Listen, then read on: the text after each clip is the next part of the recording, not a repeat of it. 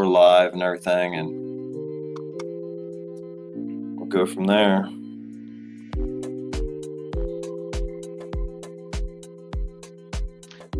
So what made you start the podcast? Man, I love talking to people. I love, like, every time I find an interesting account on X, I'm always like, man, what's this guy's story? Just like with you, like, how does this guy end up in Japan? What does he think about it as an American in Japan? You know, I love culture. I love traveling, and I always want to know, what is it like to really be there? You know what I mean? Like, not the touristy side, and just hearing people's stories, their adventures. You know, I think that understanding people, you know, different points of view and all that is so critical to really, I don't know, just for all of us to understand life and get along and appreciate things. So Yeah, the more I can interview people and understand their story and hear what they want to share and think's important, I love it. It looks like we're live on on X, and I got a few people joining. Everybody, I want to welcome you tonight. We've got a great show tonight. We've got Classical Aegis joining us. I'm so grateful for the opportunity to talk to this gentleman. And hey, it's Friday night where I am. I hope wherever you are, you're kicking back and relaxing after a good hard week, and maybe grab a beverage and sit back and enjoy the show. We will be taking questions, so please feel free to ask as we're going along, and we will be fielding those. Just a little technical instruction. If you want to ask us a question, ask Classical Aegis a question, click on the video, and there will be a live chat on, I believe it's on the bottom if you're on your phone, and it's on the right-hand side if you're on a PC. So we will get started here in just a moment.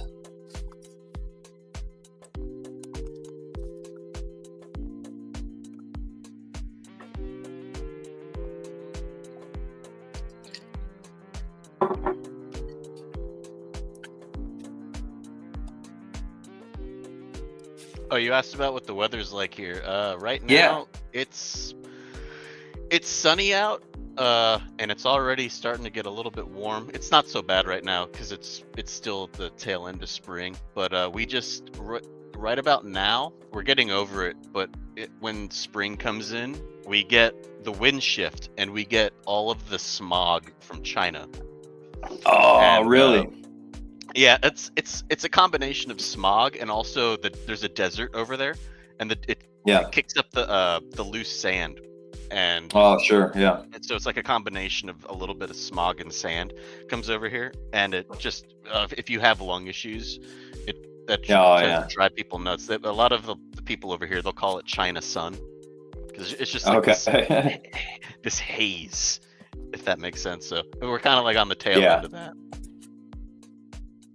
Well, I know when I was in Tokyo, I was working up in a skyscraper in Shinjuku, and just looking out towards Mount Fuji, it was, so much stuff in the air. I don't know if it was any particulate from China, or if it was just, just the humidity. But hey, welcome everybody. Thanks for joining us tonight. We've got a great show in store tonight. We are graciously joined by Classical Aegis. I'm going to bring him on right now. Classical Aegis, how are you doing, my friend? Hey, I'm doing good. How are you?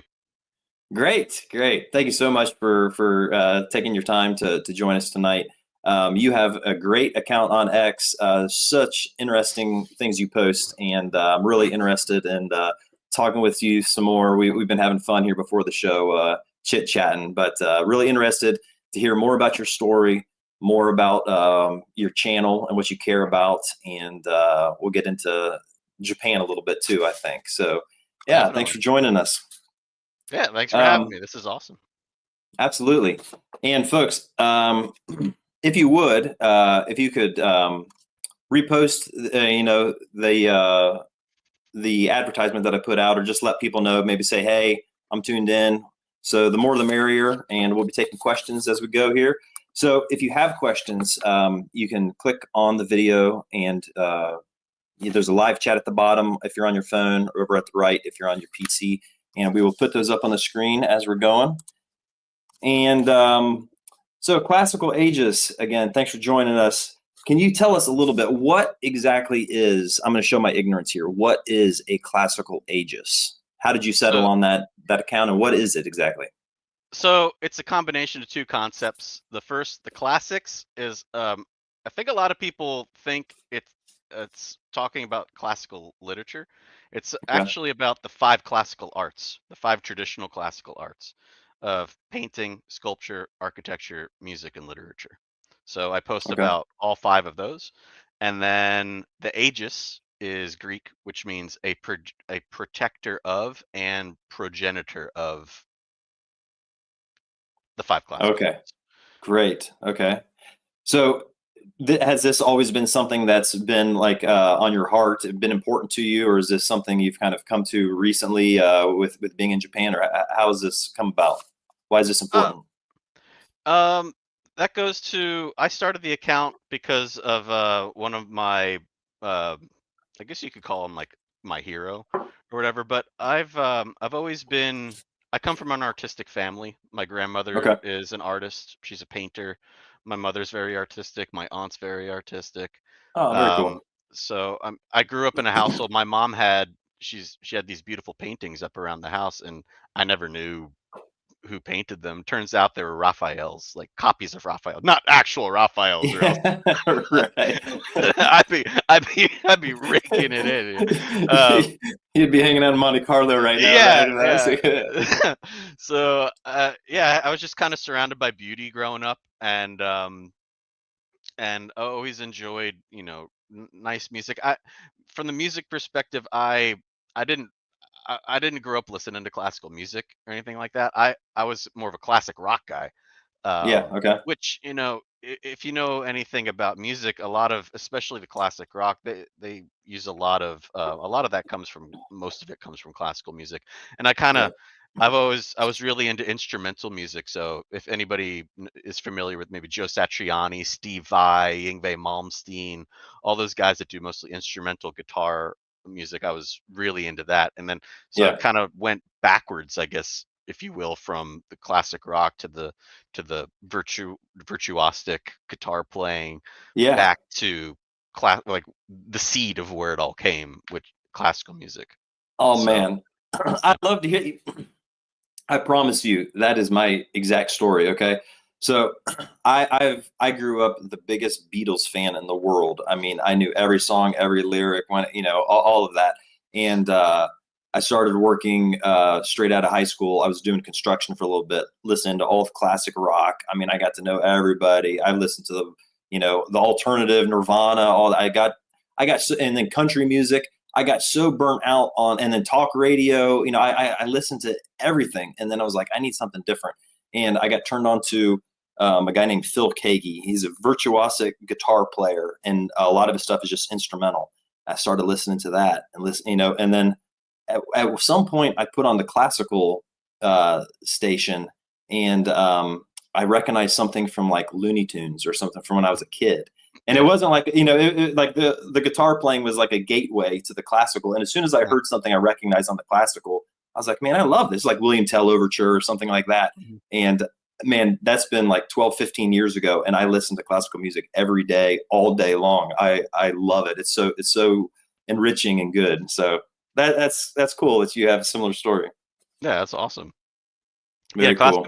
classical music is um a newly found love that I've come to have over the last, like, probably like decade or so. Okay, cool. All right, I'm gonna put you on the spot. Tell me, classic rock, favorite band maybe, and of classical music, maybe favorite composer. Uh, oh wow. Classic rock. I mean, I got to go with the first thing that flashed in my head, Pink Floyd. Okay, yep. Uh, Pink Floyd's um, awesome. David Okay, Gilmour is. best Pink Floyd song. Oh God.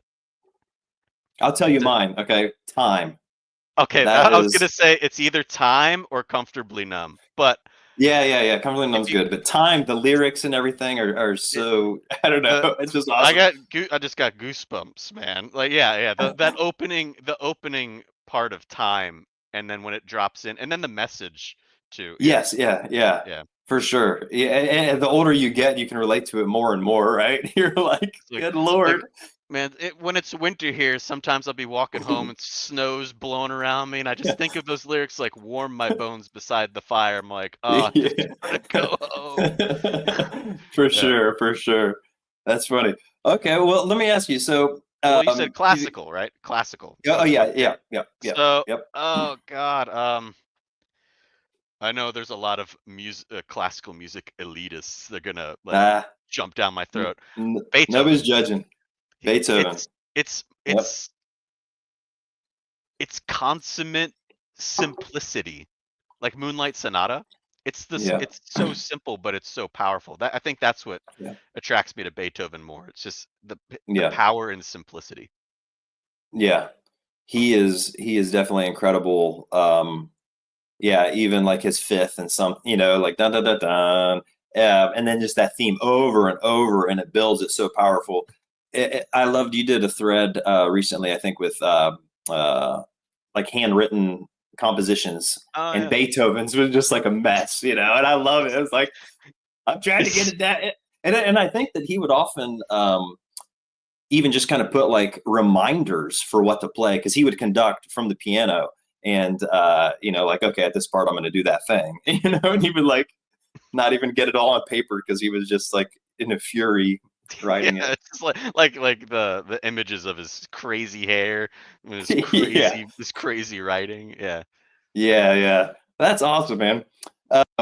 And so you come from an artistic family. Well, I want to dig into that in just a little bit, but let me ask you this. Okay, so I asked you about Classical Aegis and your account. Why is that? Why do you feel that's important today, and kind of why have you made that your effort on X? Is that still relevant today? These classics, it's from a millennia ago. Is this still relevant today?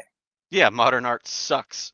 Thank you, thank you. It sucks. It's I mean, it's it, Yeah, the I don't like with the uh, performance art and culture critic posts sometimes, well, not so much anymore, but like let's check back in on modern art and it's some idiot doing something stupid. Um yeah. but A banana taped to a wall.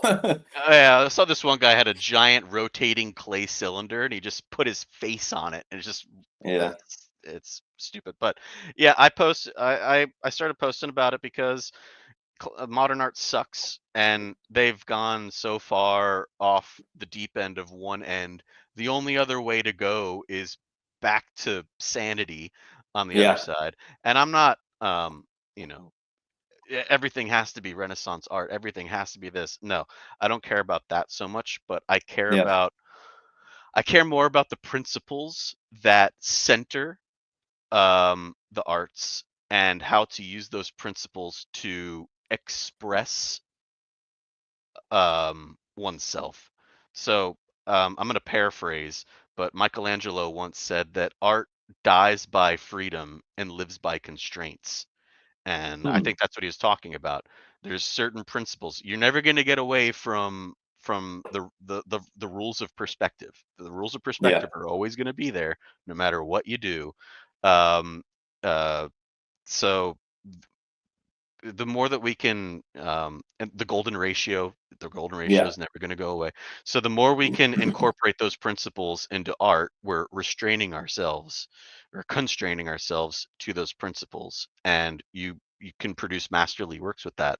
And but if you throw everything out the window, you become Picasso and you suck. right, right. I mean, it's like so fitting for this age, of wokeism or whatever, where there's just like there is nothing, there's no foundation, there's no truth in anything. Like, if you Yeah. want to rub your face in clay and call it art and pretend that that's important, or that's some grandiose thing, I don't know. It's just insanity, It's and to remind people that there are foundational things, and that are beautiful, um, and I don't know. It definitely applies today.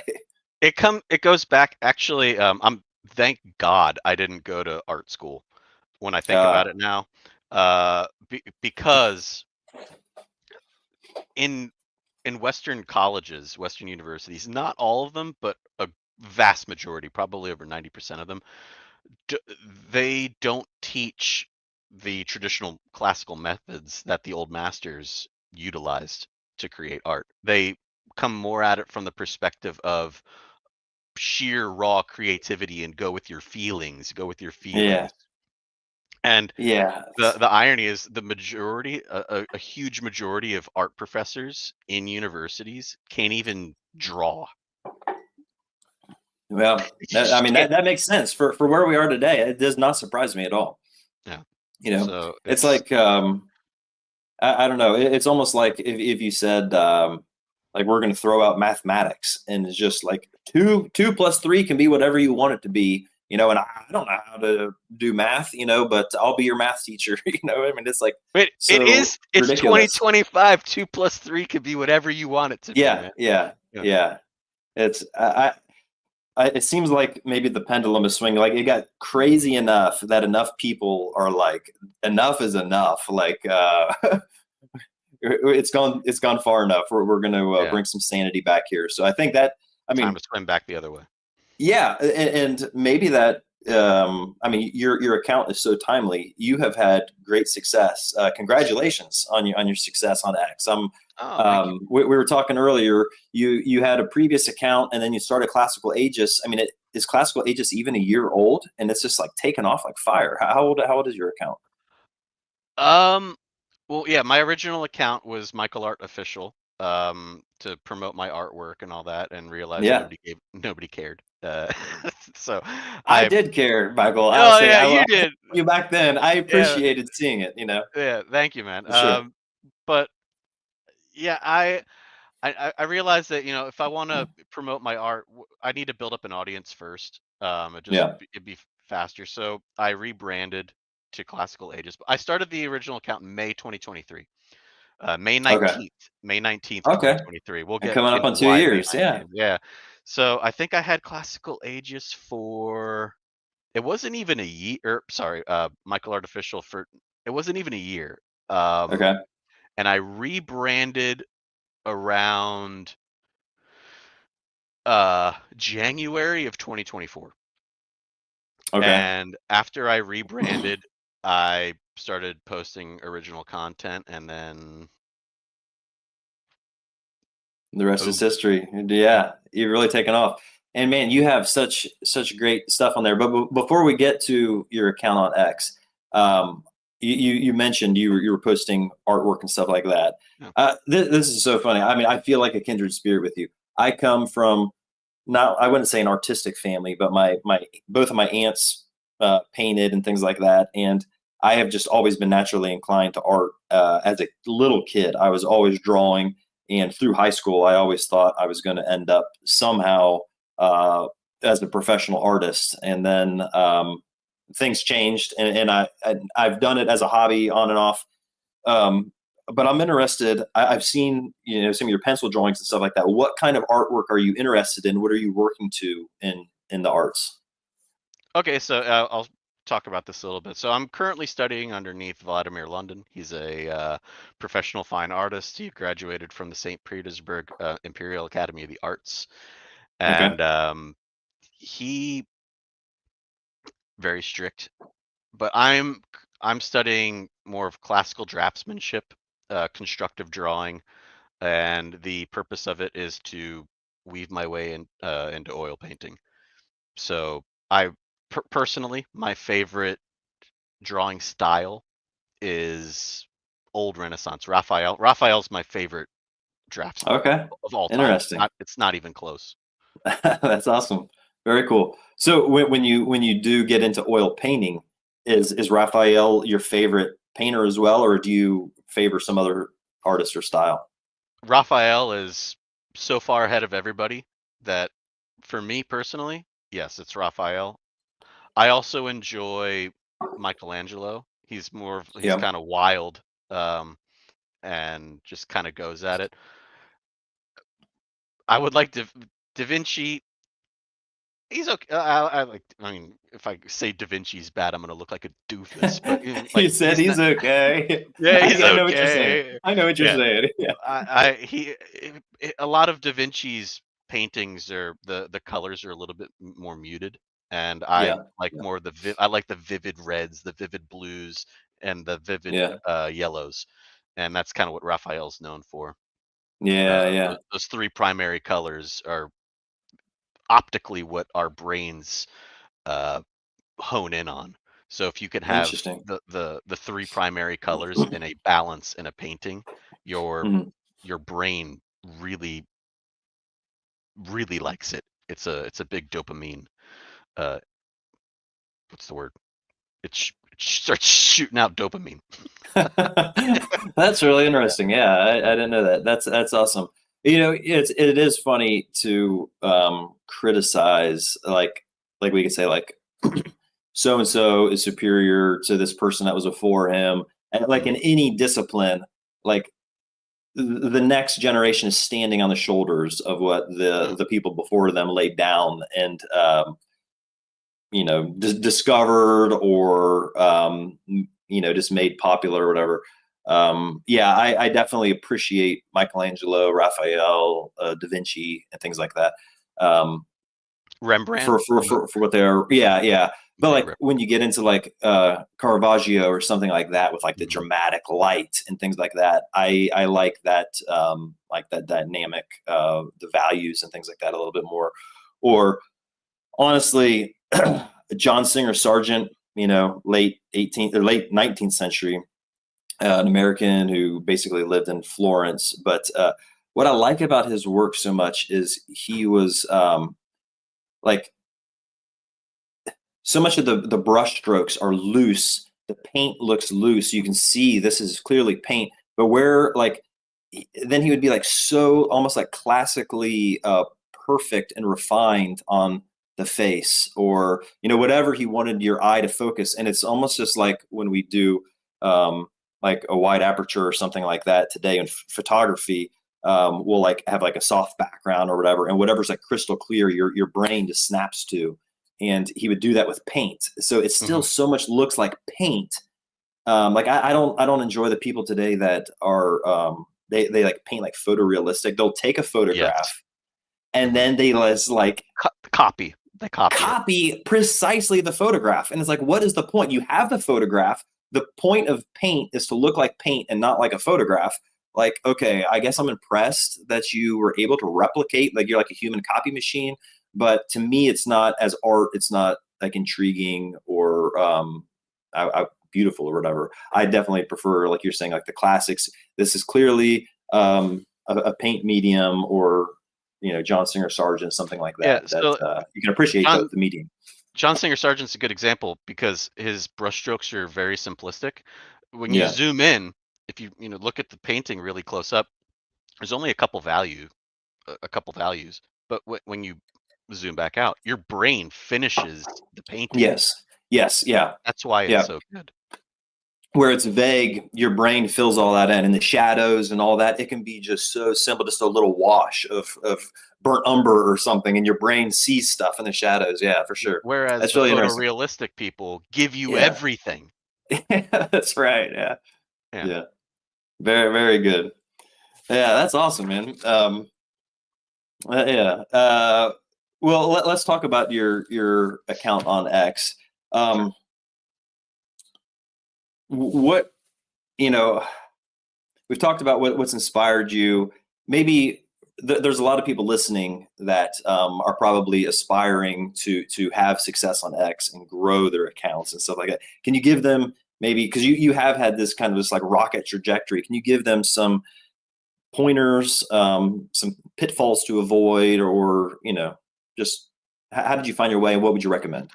Sure. Yeah, it was a rocket trajectory, but like a stock graph scale or a stock graph, there's up and downs. Sure. along that. Some advice I can give. Uh, Let me think. Find a group within your niche. Okay. Friends. So social media, X in particular, is a it's yes, it's social media, but more importantly, it's a networking site at the end of the day. And it's best create friends that are in the same niche as you and grow together.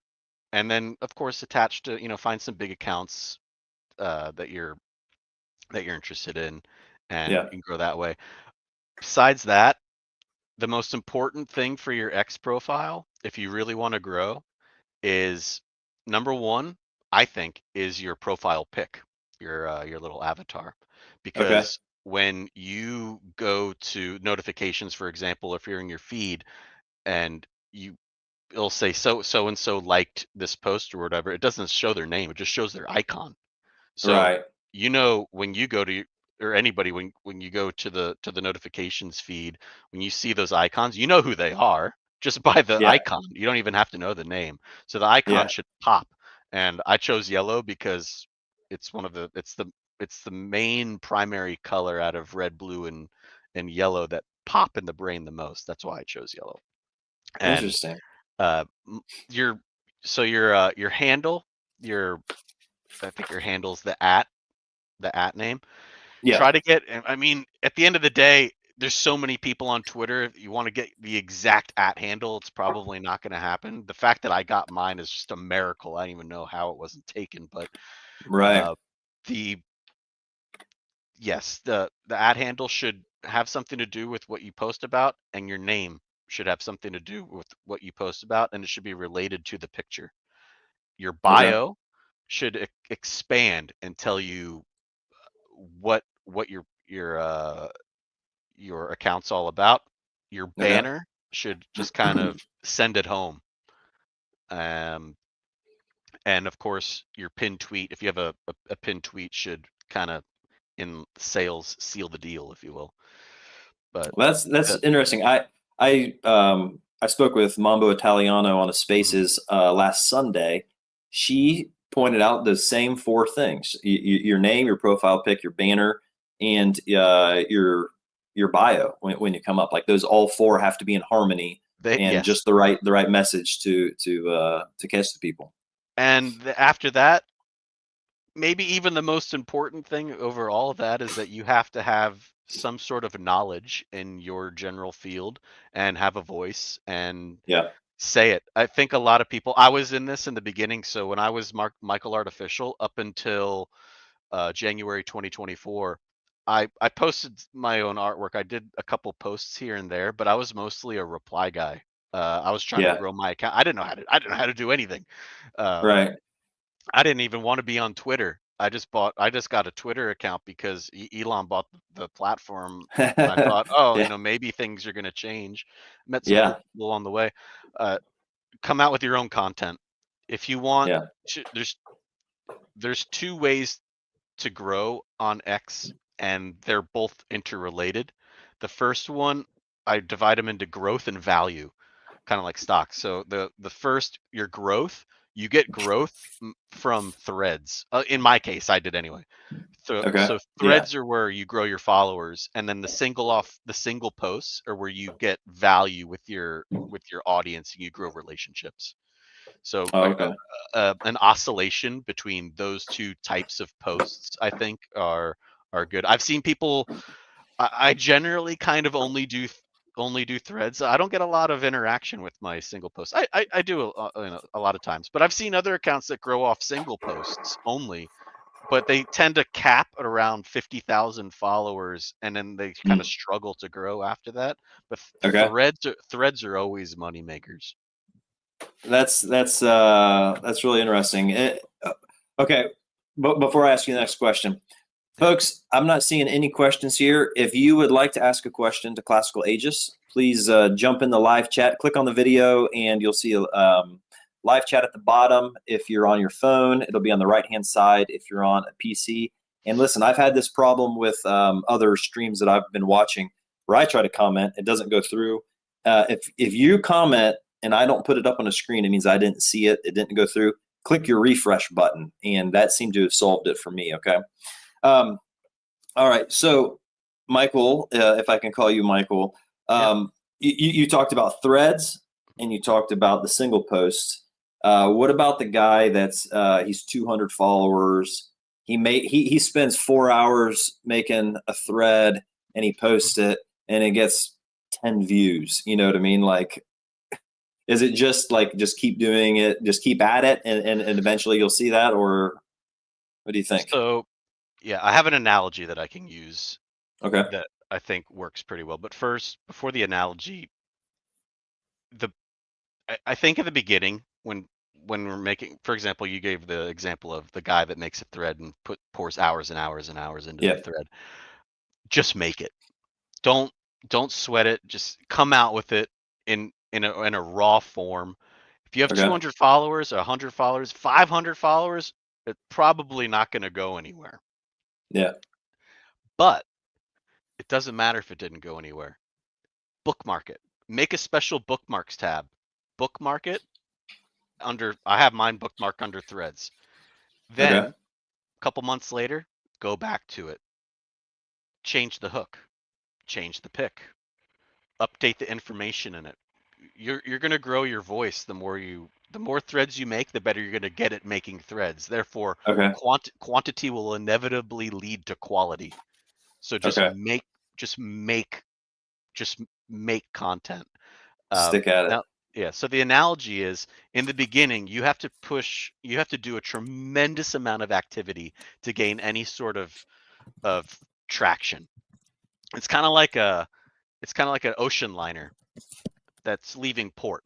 This ocean liner is this giant hunk of metal, and it's got these little propellers that are propelling this massive ship. Each post is like one revolution of a propeller. In the beginning, it takes so many revolutions to even get the ship moving just a little bit. Yeah. But as soon as it starts gaining momentum, each thread that you put out, each thread gets more bang for your buck.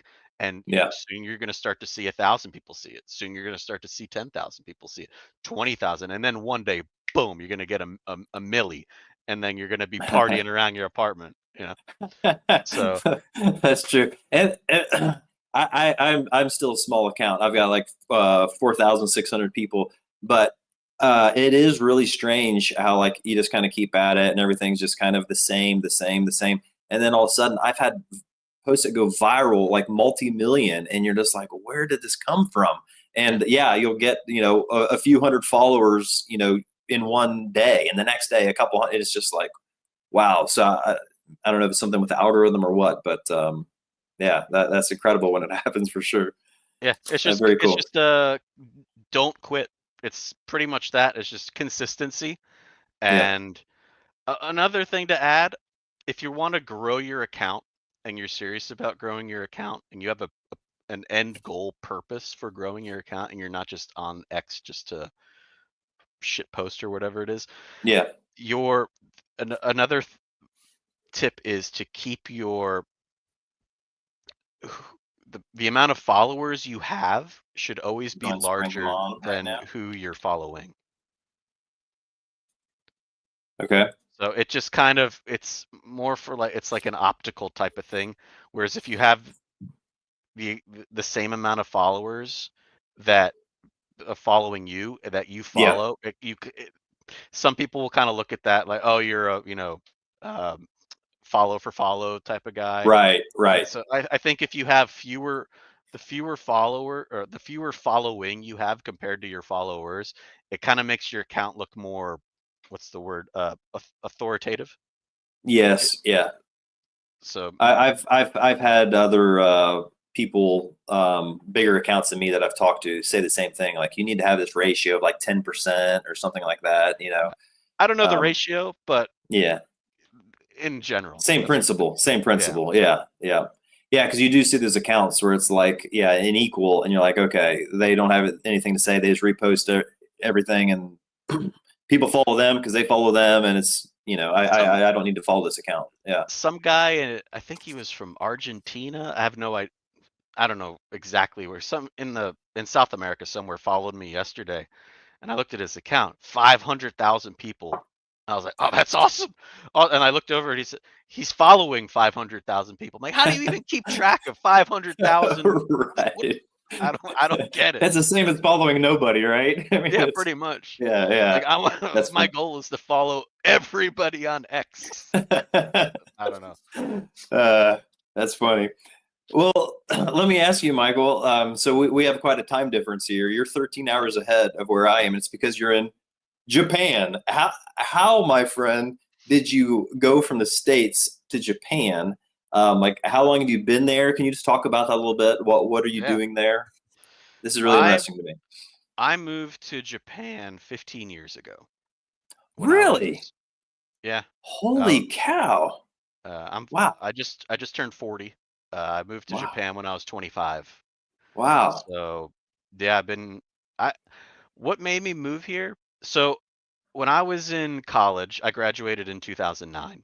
I was a Okay. finance major, Okay. and that was at the height of the 2008 2009 recession. Yeah, So that's tough. I was studying to be a financial analyst, and I had this giant stack of books for my course. And I was nose deep in Barnes and Noble halfway through a coffee studying, and I said, "This is not inspiring to me at Yeah. all. Right. I really want to do this?" And a couple weeks later went on a family cruise. My family loves taking family vacations. We took a flight out to Seattle, jumped on a cruise ship, and took a cruise to Alaska. Oh yeah. And my grandfather, who you know, he's an awesome guy. We kind of were wandering around on the cruise ship, and we kind of crossed paths. And he was sitting at the bar, and he invited me to come and sit down next to him. And I was having a conversation with my grandfather, and eh, during the conversation, I brought up Japan for some reason, and he says, "Do it. If you want to do it, do it." And for what he said just struck a chord in my soul, and That's I just awesome. from that point I had to go. So when I got back, yeah, I just started applying at Well, different I mean, jobs. And what drew you to Japan? You had never been there before. You no, just so something about Japan intrigued you. well, I've always wanted to live in a foreign country Okay. that didn't speak English, and Okay. growing up in school, we we learn a lot about Europe. Uh, Yeah. Right. Right. and so I felt like I kind of know about about Europe a little bit, but I want to move to some place where I don't know anything. I don't know anything about the culture. I don't know anything. I just want to. That's kind of where my mind was at. And Yeah. growing up, I was a huge Godzilla fan. I love Godzilla. Are you serious? This Yeah, is yeah, yeah. awesome, man. The old school Godzilla, like Yeah. Yeah. 1954, the Yeah. OG Godzilla. I used to make paper buildings out of paper and tape Oh my them, gosh. and I'd have my Godzilla toys, and I would I would set buildings on like the paper with like matches and stuff. I'm like ah. So This is awesome, man. I was a huge Godzilla fan. Power Rangers, go Oh yeah. Power Rangers, go Power Rangers. And I didn't know that those were Japanese concepts. That was Japanese media. I would Yeah. watch Godzilla on TV, and their mouths were moving, but English was coming out. And I'd look at my mom. Right. I'm like, that's not what they're saying. What are they saying? I was like, was this a comedy show? Like, what is happening? I thought it was the funniest thing ever. Oh, no, later on in life, I come to find out, oh, this is, Godzilla is Japanese. Oh, Power Rangers, that's Japanese. I was never an anime guy. I'm still not Yeah. really, and I don't really care about anime. But Yeah. uh, yeah, so just in my youth, I was kind of exposed to Japanese movies, TV shows, samurai. I mean, what young guy doesn't like samurai? Samurai are awesome. Right. Yeah. Ninja, Yeah, for ninja are sure. awesome. So Absolutely. I was like, oh, Japan. Japan seems like a wild place. And that's kind of how it Man, happened. you talk about adventure, man. That is awesome. That is really incredible. I envy you. I was not as adventurous when I when I was a young man. Excuse me, I still got this cold. When I was 18, my brother and I, well, when I was 17, we were planning on when I graduated high school to move to Alaska and to work on a fishing boat and a hunt and to, like do all of this like mountain man stuff for at least a couple years. And then he got a girlfriend. And I graduated high school and he wasn't going anywhere. So I went up there for a month with a friend and hung out. But that was about as much adventure as I had at that time. And I married young and we had kids like right away. So I was kind of locked down for, a long time. And just about 10 years ago, my wife and I took our first international trip and I was just blown away. I was like, Where'd you go? man, we flew into Budapest.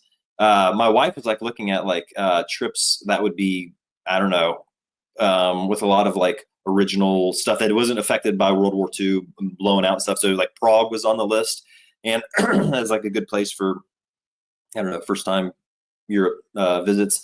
And she found this trip. We started off in Budapest. We went to Bratislava and Vienna and some other stops, Český Krumlov, and ended up in Prague.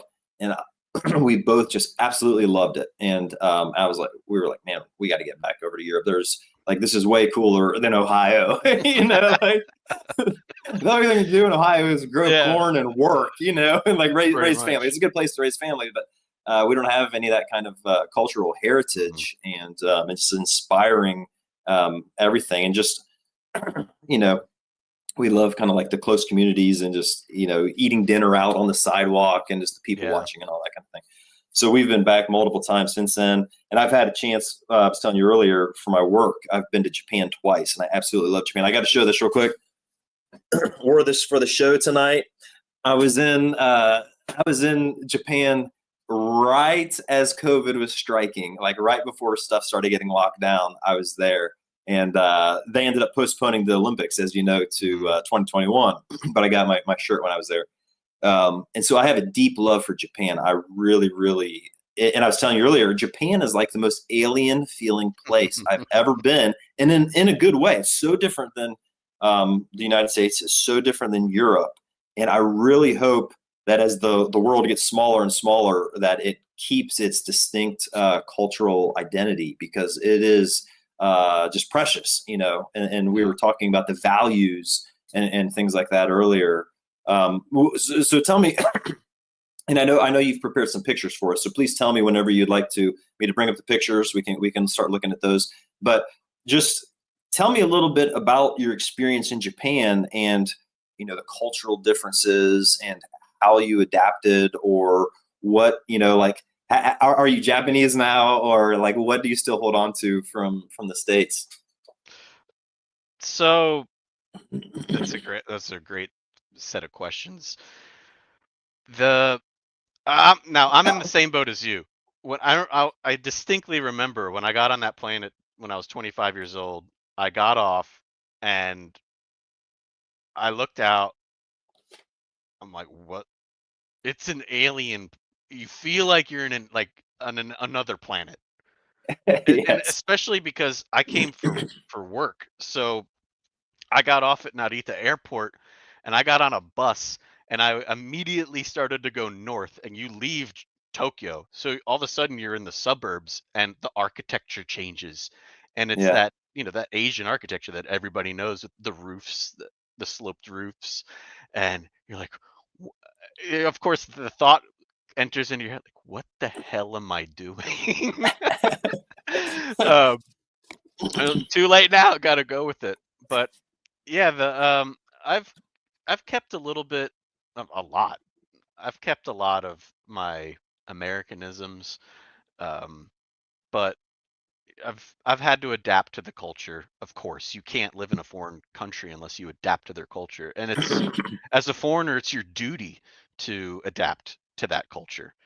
Yeah, for sure. There's some things that you'll never get rid of, and I don't want to Yeah. get rid of. Um, as a foreigner, you'll never be Japanese. I don't want to be Japanese, number one, but Japanese people don't even consider Japanese Americans Japanese. Mm, So if they're wow. not born in the homeland or the motherland, they're Yeah. more American. They're kind of separated a little bit, and Sure. that's kind of a thing. Yeah. So, but it's nice in the workplace. I don't have to follow all the stringent social guidelines that everybody Okay. has to follow. So I kind of get the best of both worlds, which is nice. There is definitely, I work for a Japanese company, and there is definitely a difference culturally within the business and everything. There is this deep respect for your superior, and I mean, people bow when they give you their business card and things like this. Yeah. And I mean, at least the people that I work with, you are going to get the job done. It doesn't matter how long the hours are or what. Like, I mean, these people like give their lives Yeah. to do a The good company. job. Yeah, yeah, and it is really impressive. A lot of times when in Japan, when you introduce yourself to somebody, especially when you're at work, you introduce yourself, I am so and so of X corporation. You Uh, introduce yourself as an employee of that corporation. it's part of your Like identity. that's part of your identity. And what you Yeah, said, the boss, what you're talking about, the superiors, the that's called hierarchy. Yeah. the senpai kohai system. So a kohai is an underclassman, and a senpai is an upperclassman. This goes back to elementary school. They have this. It's ingrained in their culture. In elementary school, for example, a first grade student would be a kohai, an underclassman, and then everybody above them is their senpai. Now it's the senpai's responsibility to teach the underclassmen, the kohai, the ins and outs of, this is where the cleaning stuff is. This is how you enter the teacher's room. All students in Japan, when they enter into the teacher's room, they open up the door and they say "Shitsurei shimasu," which kind of means "Excuse me, may I enter?" And they announce their name, they announce what class they're in, etc. It's very regimented in that sense. So it's the senpai's responsibility to teach their underclassmen how to do how to do the ins and outs of that sort of thing, and that stays with them all throughout elementary school to junior high school to high school and even into the workplace. So anybody that's considered older than you becomes your senpai, and anybody that's considered younger than you is your kohai. And if you find somebody that's the same age as you, that's dokyusei, which means the same grade or the same class. And you're like, oh, you're dokyusei. Oh, we could be friends now. I could relax. I'm not a senpai or I'm not a kohai. Oh, Yeah. that's cool. So I've it's wild. really, yeah, I've loved getting to know my coworkers, like outside of work, and like just getting to know them personally, and kind of learning a little bit of this, and kind of when some of those walls can, because a lot of times when they come to the United States, because also, like at my work, we don't call people by their given name. We call them by their surname, Yamamoto-san or something like Yeah. that. But some of them, when they come here, they're like, no, I want you to call me by my first name. I like the American way. I want to kind of Yeah. like break down these barriers. It's interesting, but I've It's always more relaxed to appreciated them the too. respect. Yeah, yeah. I've always appreciated the respect, and it seems like that's something so much we've lost in the United States. This respect for your elders, and maybe we'll go back to it, but it's alive and well in Japan, isn't it? Definitely. I think you got a question. We got a question. Oh, absolutely, very cool. Let's bring up Liberty Mom. Hey, Liberty Mom. Glad you are tuning in tonight. What American food do you miss, and what's your favorite Japanese food? Great question. Okay, let's start out with the American food. What American food do I miss? Oh man. Hamburgers. Like actual cooked on the grill backyard style Yeah. hamburgers. Yeah. Because the ratio of meat to bread to vegetables, there's way more meat in the hamburgers. Over here, the hamburgers are like that thin. Um, but yeah, I would say hamburgers, barbecue, kind of barbecue in general. I would say I Okay. miss the most. What's my favorite Japanese food? That's I'm not gonna say sushi because that's too easy. Probably takoyaki. Have you ever had What's takoyaki? takoyaki? I have So, not. so takoyaki's a local dish from I live in Osaka, Japan. So Oh, okay. takoyaki's a it's if anybody's ever been to Japan, you see these vendors and they have these trays, these hot trays, and they make these they're like little balls, and they're made out of I believe it's made from wheat, Okay. and the batter's made from wheat, and there's a little piece of taco means octopus in Japanese, and Ah, yaki means grilled, so it's grilled okay. octopus. So they're like little octopus dumpling balls, and they put Interesting. a brown semi-sweet sauce on it. They put sometimes mayonnaise on it. Mayonnaise is, I have a whole thing about Japanese mayonnaise compared to the United States mayonnaise, but they put mayonnaise on it, and a lot of times they put furikake, which is kind of like just like topping, like it's like their word for topping or whatever. But Okay. yeah, I love it. I've it's so good. So good. That's awesome. Okonomiyaki is kind of like a Japanese pancake. It's kind of like the same version, but it's a pancake style. That's unique to Osaka too. More or Hiroshima, Is it sweet or savory? savory. Everything in Okay. Japan is umami. Ah, Yeah. well, I've had dorayaki, if I remember it right, and that was in Kyoto, and it was like a pancake, but with like a sweet bean paste in the middle. Like you could get red bean Yeah. paste or the white Red bean bean. paste. It's Yeah, just like yeah, it's more that like was interesting. like a sweet like sweets type of Yeah, thing, right? Yeah. right, right. All right. So I dream of this. On my first trip to Japan, we had shabu shabu. Yeah. Have you had shabu shabu? Yeah. Oh, it is like, for the people that don't know, they take this like, it's like really really marbled beef. I don't know if it's Kobe or Wagyu, or if it's something else, but they cut it like paper thin, and then they bring it on a big platter raw, and you've got a boiling cauldron of water, and you've got like some other vegetables and things like that, and you put it in the water, and just in a couple seconds, swish it around, and you pull it out, and it's cooked, and you dip it in soy or some kind of sauce, and eat it, and it's just, I go for the it's like raw egg. that. You were talking about raw chicken earlier. It's so many Yeah. dishes have raw egg. I had is it sakiyuki or sukiyaki or Sukiyaki. yeah, yeah, yeah. And they served it to me with a raw egg. And it's like, over in the States, everybody's so scared of salmon. You're gonna get Salmonella. salmonella, salmon. Don't eat the cookie dough. You're gonna get salmonella. But over there, they're like, here, would you like some salmonella with your sukiyaki? Yeah. Samawada? Yeah, they don't care. Yeah. So Yeah. so you eat it, and you haven't had I take it you haven't had salmonella. No. Yeah, that's cool. That's Yeah, awesome. shabu shabu is awesome. Nabe is kind of similar, except there's no dipping sauce. So there's a couple Okay. dipping sauces for the shabu shabu. One of them Yeah. is I like, besides the egg, is it's made from uh it's m- it's Goya, not Goya, Goma. Okay. Sesame. It's made from sesame seeds. Yes, yes, yes. It's I had some of so that, good. and I absolutely loved it. Yeah, I So preferred that good. over the soy. It was, Yeah. yeah, really.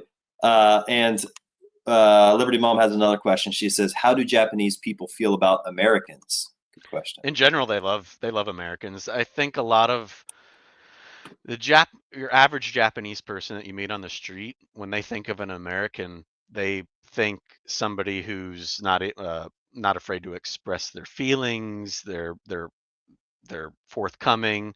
A lot of a lot of thing in a way they're not able to do that in social settings in Japan because they're Yeah. supposed to adhere to a specific decorum, whereas in our culture we're prided on speaking your mind and that sort of thing.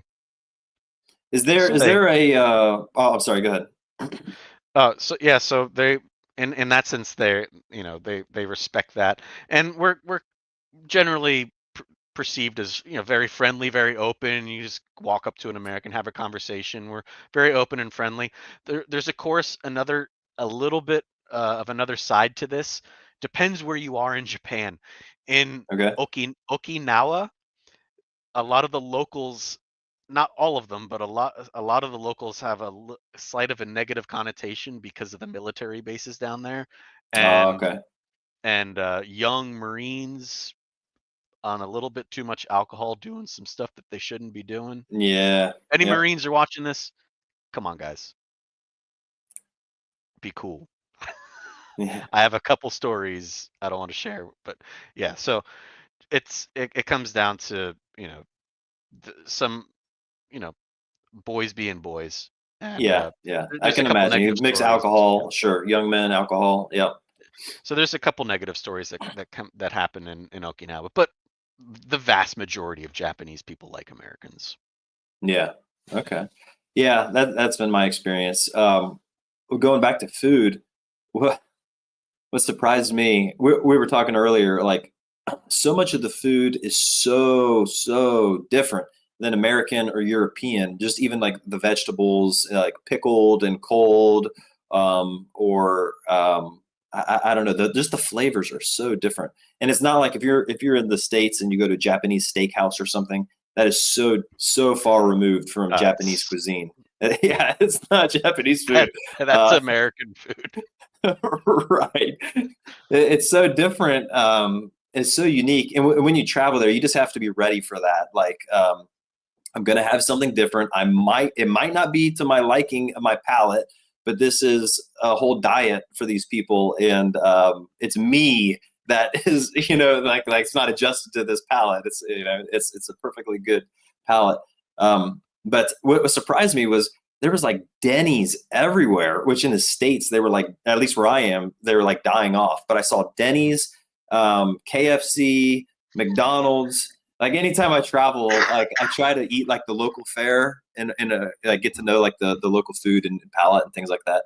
But like after a few days, like there's a McDonald's. Let's just try the McDonald's to see how does it compare back home. It's always kind of fun It's to it's compare. beyond compare. Uh, Yeah. the fast food, McDonald's, any American wants to have a revelatory experience, go to a McDonald's in Japan. It'll blow your mind.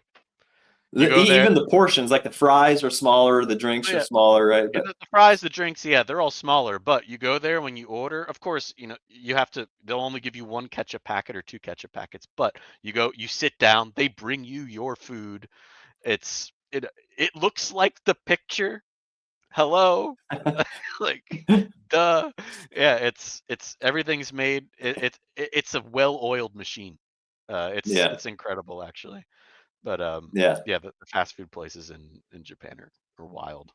When I was the second time I went to Japan, I was by myself, and I had traveled to LA for work for a week.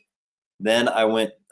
We had like this family trip with my mom and brother and sister, and my wife couldn't go because my one daughter couldn't go. Whatever. So I was on that for a week, and then straight away, like one day later, I went to Japan for over a week. So I had been away from home for so long. I was so homesick, and I got sick on my way over. So I was feeling crappy and horrible. And I told you earlier about this sea urchin or something that was just like totally grossed me out. And I went for a walk and at nighttime, and I saw a McDonald's. And I went in there and got a double cheeseburger and some French Yeah. fries, and I was like, home. It was I'm different, home. but Yeah. it was the connection. It They was the got Taco connection. Bell now. Oh, no kidding? Are you serious? Yeah, they Is have it anything Taco. close? It. I mean, like Taco Bell only has 5 ingredients, so yeah, it's similar. But Right. um, it's yeah, it's similar. They have a chicken burrito, a regular taco, and I can't remember what the rest of it is. The one thing that's different is you could get beer at Taco Bell in Japan. Oh wow. Yeah, you could buy a beer. That's pretty cool. Yeah. Yeah. Yeah, I've But got you good talk about memories of you mentioned okay. KFC, right? Yeah, yeah. Yeah. So my girlfriend's Japanese. I remember when I first met her, I was like, "Oh, what's your favorite food?" I'm thinking she's gonna say sushi, or she's like KFC, Kentucky Fried Chicken. I'm like, what? She's like, she's obsessed with KFC. And I was like, what? Like, why are there so many KFCs around? So I don't know if you know this. In Japan, Christmas at Christmas time, it's traditional to go to KFC and get Kentucky Fried Chicken. I've heard that. Have you Yeah. heard that? Yeah. I'm like, Yeah. why? I've asked people why so many times, and nobody can give me a legitimate explanation. They're like, that's just what we do. I'm like, all right, 50 I'll fix. years ago, there was some kind of brilliant marketing by KFC and it's Yeah, stuck, and now it's their tradition. That's it just awesome. stuck. Yeah. Um, man, yeah, I have not had KFC there, but I've seen them. I try to eat the local. Well, one thing I did notice was like it seems like in like Kyoto Station, or I've been in the train station in Tokyo and stuff, and there'll be like restaurants and stuff, and they'll have like little plastic Oh yeah. like displays of their food. That just struck me as kind of strange. It's almost like here in the States, you've got like little kids. You like when they're toddlers, you get them like the little plastic food, and they pretend that they're cooking. It's like that's what's in the Yeah. windows. Like Oh, yeah. we When have my this mom here. came here, years ago, and I swear half her camera roll was taking pictures of fake food. Like, yeah, from for us as foreigners coming over to Japan, it makes it easier, right? Because like, Yeah, oh, yeah, I'm yeah. hungry. What do I want? You could just look at that and just see what they got. Also, the Right. menus in Japan, a lot of them are they're just pictures, and you just can't speak Japanese, and just point, and just you'll just get it. A lot of the really really local places, it'll be all text, and Okay. Yeah. Sure. then you're playing Russian roulette.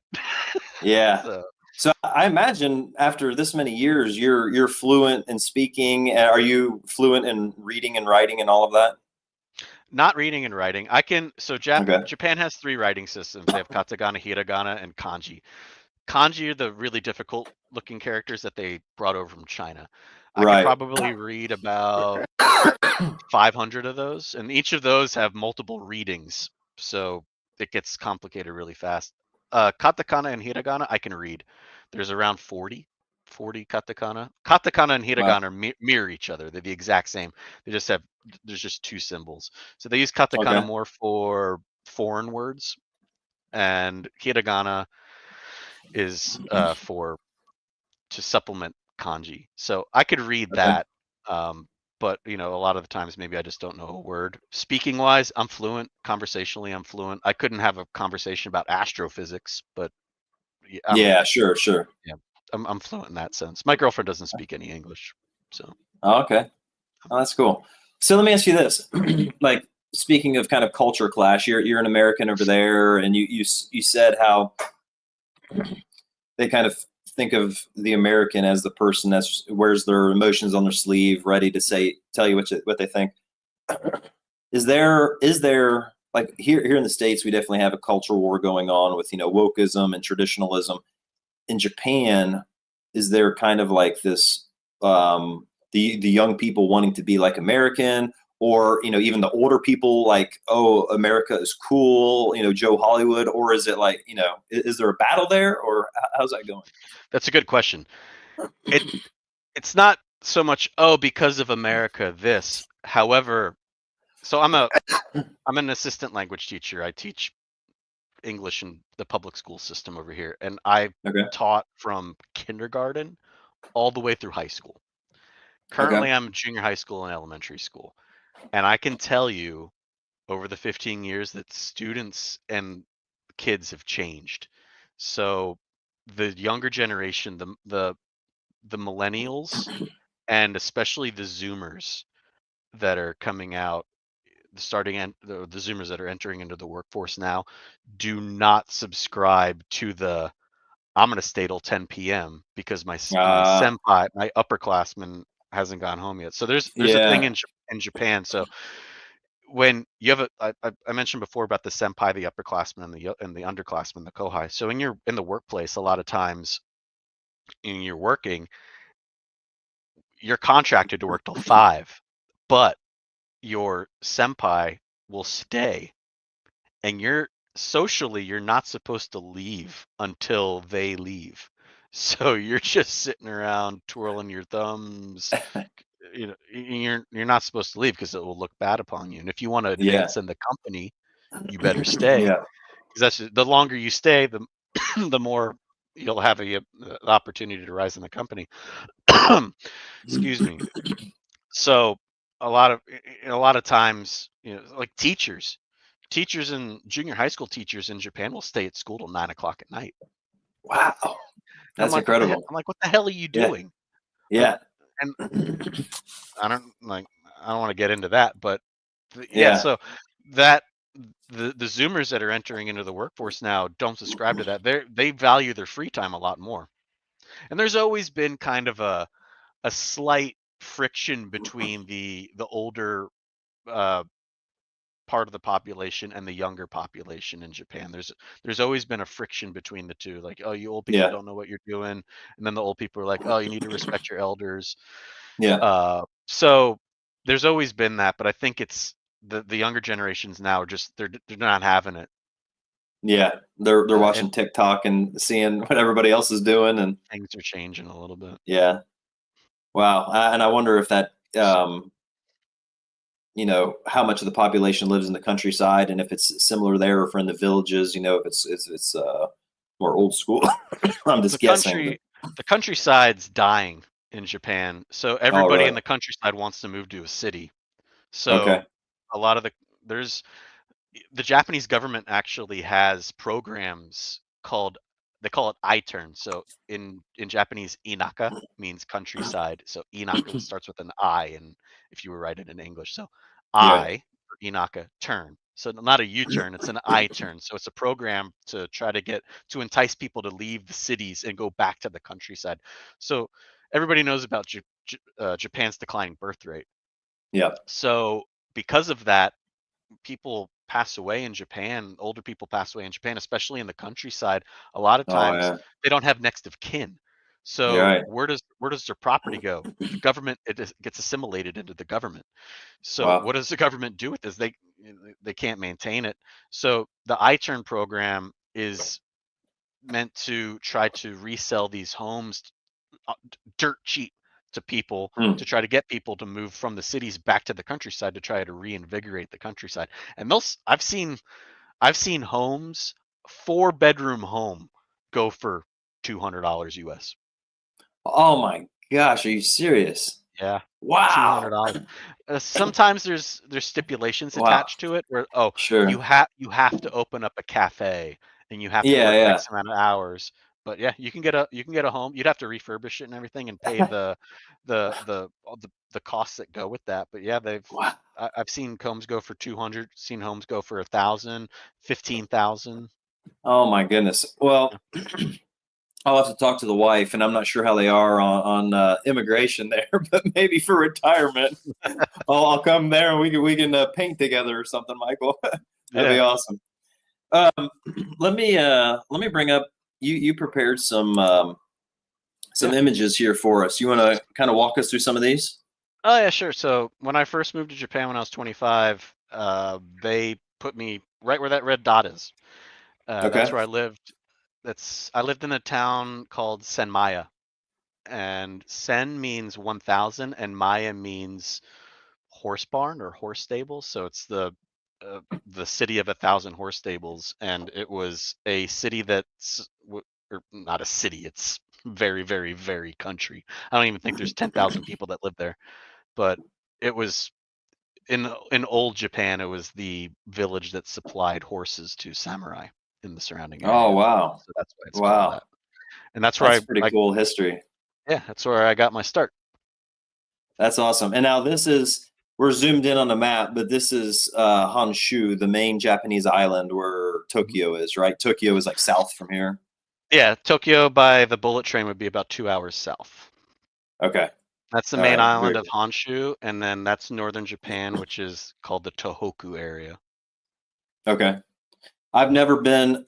I've flown into Haneda both times, and then from Tokyo, I just went west. So I've been to Nagoya, um, Kyoto, Nara, and Hiroshima. But I've never went north up in that way. There's nothing up there. Okay. I would like to visit. Is it Honshu? Is the bigger island like north of Honshu? Or am I saying it Hokkaido. right? Oh, Hokkaido, north of Honshu. Okay. Yeah, yeah. I would So like to visit that sometime. for anybody interested, so Japan is kind of interesting. So in if you're anybody that's listening, if you're an American, we know the South is like the country in the United States, right? In Japan, it's the opposite. The North is the country. Okay, So yeah. yeah, It's a little bit more wild up there, right? yeah, yeah, a little bit more country, if you want to call it that. But I moved. Yeah, I moved. So I moved to Japan in 2010, in August 15th, 2010, actually. I think, which is the day Wow. they dropped one of the bombs. Ooh, Yeah, wow. That's interesting. it's Interesting day wild. to move there. Yeah, for sure. All right. What's this image here? Well, this is the first time these images have actually been shown publicly. So I mentioned that I moved to Japan in 2010, which means I went through the giant earthquake and tsunami that happened. Mm, I think it wow. was 7 months later. It was a 9.1 earthquake. It was so Oh big, I man. think it changed the axial rotation of the Earth by a fraction of a degree. Oh man. So this is I took this picture at the tail end of the earthquake. Lasted about 5 minutes, but this is the teacher's room in the Wow. aftermath of that, and it was As you're shaking, you got out your camera and yeah. snapping pictures. And this is Wow. 2010, right? So Yeah. iPhone have only been out, what, 3 years? I think they came out in 2007. I didn't have an iPhone. I had Yeah. an old school slider phone, Oh and yeah. of course the guy at the store played a joke on me, and he said that he didn't have any other colors, so it was pink. Yeah, I had a pink yeah, but I had a pink slider phone, and yeah, I was snapping pictures of it. So that was probably the most surreal experience of my life, was going through that earthquake. Is this at ground level or were you up on the floor? The school that I was at, the teacher's room is on the second of four floors. Yeah. Wow. And I remember specifically, I was sitting at my desk. This is the last day of school. We had Are you already had serious? Yeah, Wow. it was a Friday, if I remember correctly. It was the last day of school. We had graduation a week before. There was a couple clubs happening. I think there was art club was in the building itself, and then outside, I don't know, just because they're wild men. The baseball team was practicing freezing outside, but they were out there, and I was sitting at my desk, just kind of waiting to go home. It was early afternoon. It was around 2:30. I don't remember the exact time, and I was sitting there reading a book, and one of the English teachers was to the right of me, and I was just so enthralled in this book. And I saw her out of the corner of my eye stop writing. She was grading papers or something, and she kind of slowly turned to me. It was really creepy, and I looked at her, and her eyes widened, and she said, "Earthquake," and Really? I heard it. It And you sounds hadn't even felt it yet. No, no, no. You could hear it first, because Really? the earthquake it's kind of like a pulsation that comes out. So what you're hearing coming at you is ev- all the buildings rattling. It's the sound, because the Oh, sound moves faster than the actual earthquake itself. So wow. it it sounds like it sounds like a train. Yeah, Oh, it's the best way I could describe. It sounds like a train, and it just gets louder and louder and louder until it hits you, and then boom, everything kind of went to went to chaos. And there were three distinct uh it was just like three earthquakes in one. It like yeah. ramped up, and then it kind of got uh calm, if you want to call it that. But and then it ramped up. The second time was the craziest one from what I remember. the the lamps and the ceilings were swinging back and forth so much that they're making holes on Oh either side. wow, The windows, I remember the windows pulsing in and out, and the only thing I could remember is how the heck are they not breaking? really? The windows in my school somehow, well, the teachers' room windows didn't break, but some of the other windows broke. But the I didn't live in the town that I so I said I was from Senmaya. I taught at a high school 15 minutes north of me, and this is that high school. So the high school in the town that I lived in, all the windows blew out of that place. Wow. But I remember after we you can, I guess if you want to go to the next picture, there's three pictures of this, I think. Yeah, it's just there's filing cabinets holding all the stuff. All the filing cabinets opened up, everything fell out, and it was just a complete and utter mess. Yeah, Wow. and that's kind of hard to see. That's one of the teachers going through the between all the filing cabinets when all the junk Oh, I fell can see. into it. Yeah. It was just it was just a Wow. shit show. Um, This is the earthquake that caused the Fukushima meltdown, yes, correct? yes. Yeah, I remember just the heart-wrenching video of the tsunami coming in and just going and going and going, and the cars and the boats, getting crushed under the bridges, and it's just I can't imagine um, what it would have been like to actually be there. I wasn't Wow. in the tsunami. I wasn't Yeah. in the tsunami, but I heard it. So where I was, if on the map, I was about a 20-minute car ride from a town called Kesanuma. Kesanuma is Okay. on the coast. And if anybody remembers back to that time watching the news, there was one specific town that when the tsunami came in that caught on fire. There was one town that caught on fire, it was all in the news. That was Kesanuma. Kesanuma had Oh a wow. bunch of not oil refineries, but like tanks of where they would keep oil or some like petroleum products, and those got ignited, and all of the debris got caught on fire.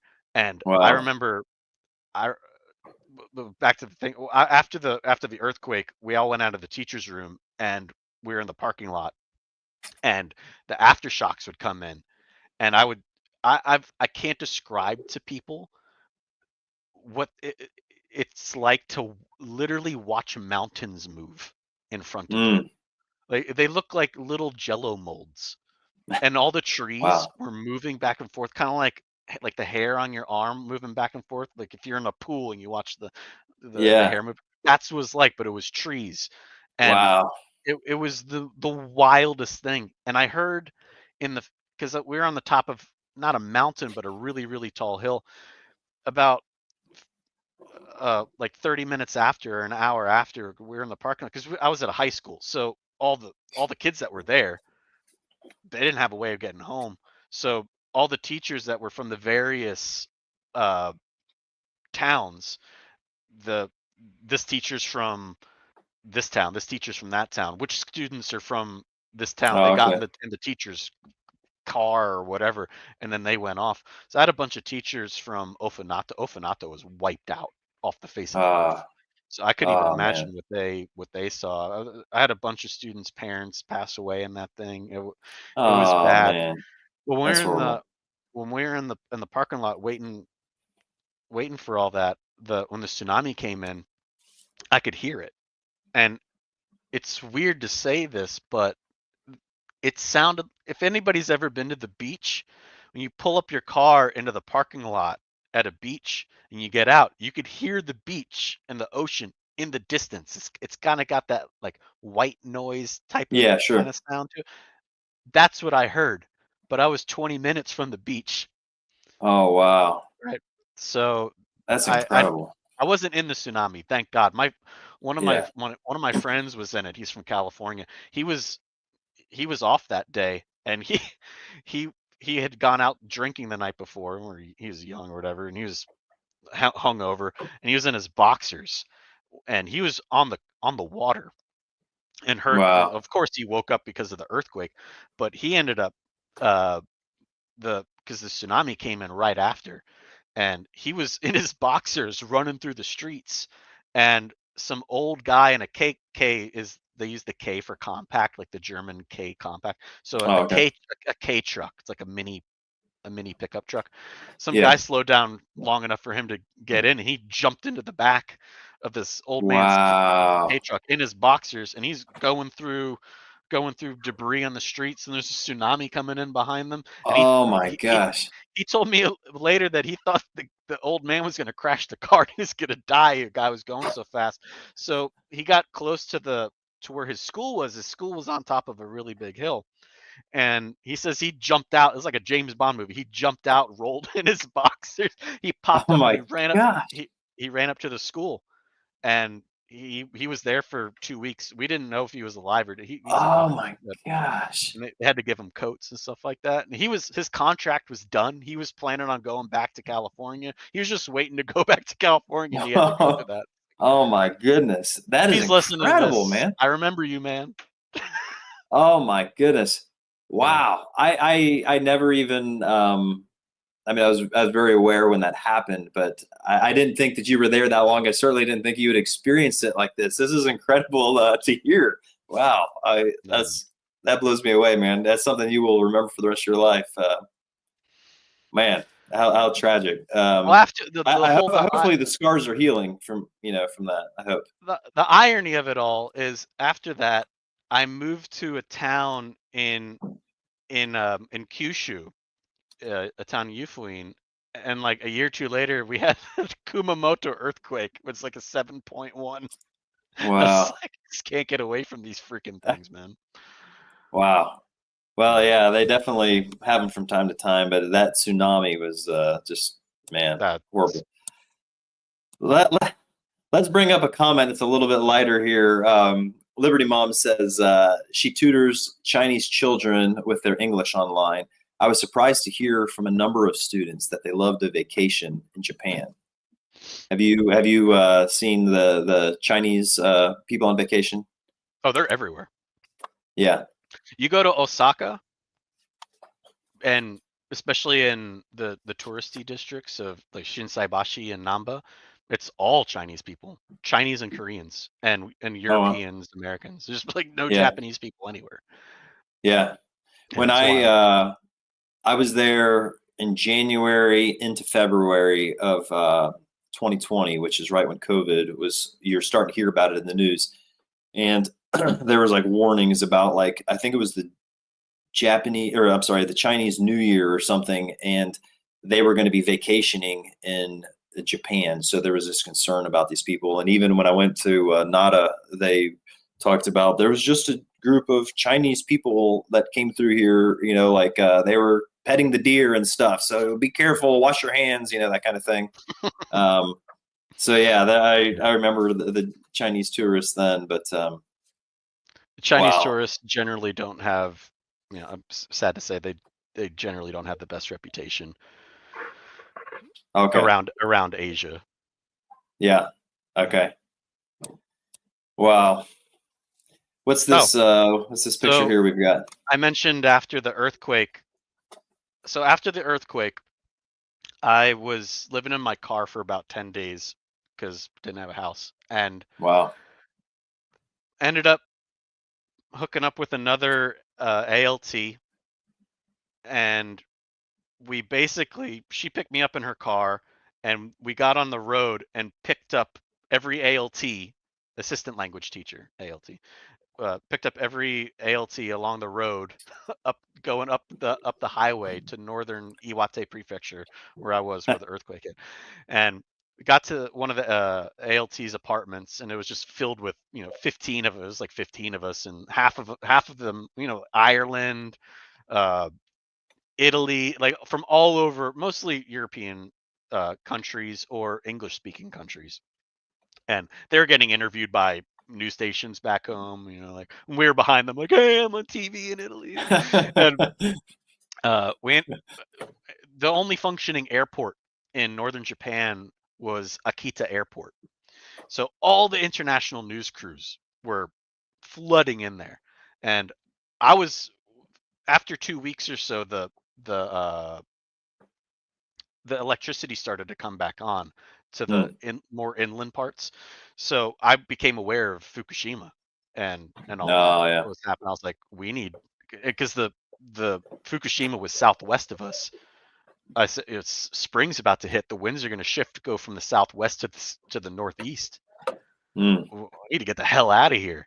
You're right. So uh, evacuated out of Akita Airport, and one of my friends, their friend from college lived in Nagasaki, and she's like, "Oh yeah, I got a house.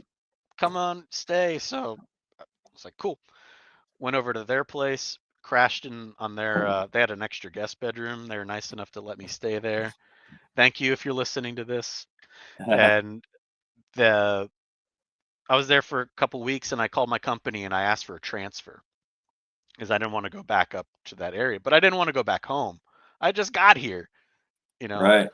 and but I wanted to stay. And so my company said, "Well, where are you?"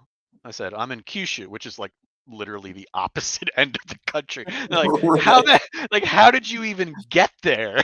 Like, I'm like, so they said, "Oh, would you be interested in moving to this town called Yufuin?" And I said, "I have any idea where that is, but yeah, sure. I don't even have a house." So that picture is Yufuin. Oh That's where I live. wow. Yeah. So that's I lived there for That's 7 years. beautiful. It's the most one of the most beautiful places I've ever lived in my life. Wow. Period.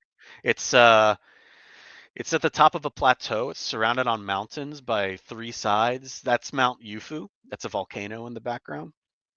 And it's a Yufuin is it's very famous actually. I didn't know this. Yufuin's a very famous little village in Japan for its onsens. An onsen is a thermal bath, and Ah, people from all nice. over Japan come to this area. More specifically, 40 minutes east of Yufuin is a city called Beppu. And Beppu's famous for having over 2,000 onsens in it, just Hmm. onsens everywhere. So it's kind of like it's like the Las Vegas of Japan. People come there, get into the Oh wow. onsens and do all Ah, that. And Yufuin's more of the upper class, the posh kind of version of that. Um, so Michael, have yeah, you partaken in the what do you call it again? onsen. Onsen. Have you partaken of the onsen?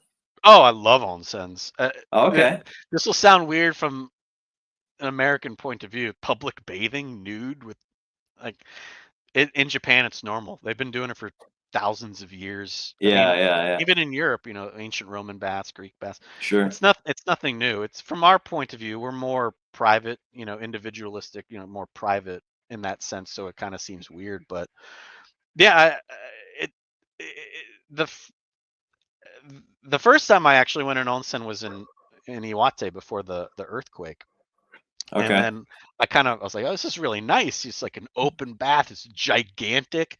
It's very clean. So anybody that doesn't know, you go into an onsen in Japan. The procedure is there's the changing area. So take your clothes off, put them in the cubby. You have a towel, a washcloth towel. You go into the bathing area. There's stations to clean yourself and to wash yourself before you go into the bath. So you sit Okay. down, you shampoo your hair, soap, clean your body head to toe, and after you're clean, then you go in the bath. So Okay. the bath experience is more for relaxation, it's more for Sure. reinvigoration, that sort of thing. Uh, but yeah, I fell in love with onsens. I feel in there. I feel like an ancient Greek. I'm just like, Right. yeah, or like a That would be Roman. nice. Now, do they keep it just male and just female, or do they mingle? Traditionally, a long time ago in Japan, there was mixed bathing. Okay. When the Christians came over, they started to push on the Japanese government, if you will, to separate the men and the women. So gradually, uh, the men and the women separated. There are bathhouses in Japan that are still mixed bathing. In fact, in Yufuin, I don't remember the name of it off the top of my head. There is a mixed bathing bath in this village. Mostly the locals go to it, and the mixed bathing it's like people above 80. It's like it's all old people. Right. But of Right. course, I'm a It's not little quite bit as of a sexy as one might imagine. yeah, I'm a little bit of a troll, so we would get foreigners into the town from from like Norway, Sweden, England, America. Like, oh, we want to go to a bath. Where should we go? And I'd always recommend them to go to so, That's great, man. That's but hilarious. yeah, actually, the my second apartment in this village in Hufuin didn't have a bath. It didn't have a shower. It only had a toilet. So I Hmm. had to go to the local bath. And it's Yeah. the baths in Japan are interesting. It's a communal event. It's like where the community comes together Hmm. and, talks gossip and talk about like what's going on in the town, or old guys will talk politics in there. And Yeah. I run into a couple That's really Yakuza cool. guys on vacation. I have a funny story about that. But yeah, it's and the top of the onsen, the one that I went to it's called Juku. It's Juku cram school.